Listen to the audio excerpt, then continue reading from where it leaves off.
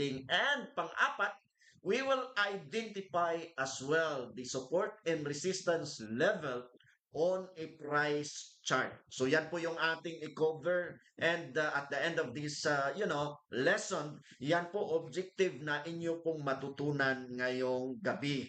So paki-share po ng live natin, paki-heart naman, paki-react para boss dadami po ang atin pong mga viewers. Salamat po ng marami.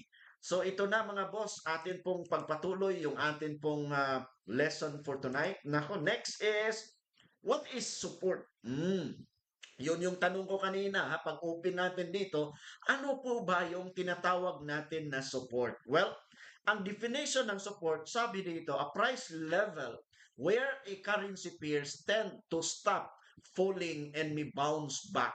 So meaning, ang support, kung baga kung ang market is bumaba